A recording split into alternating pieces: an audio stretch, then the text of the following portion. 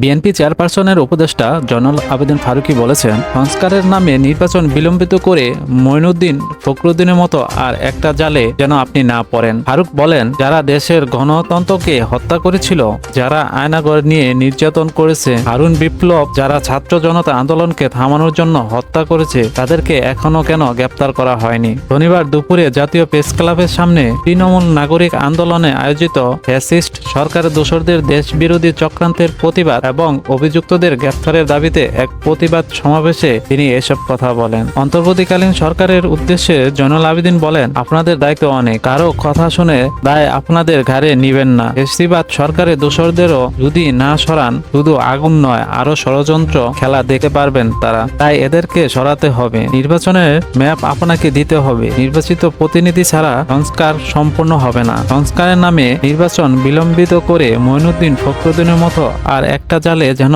আপনি না পড়েন।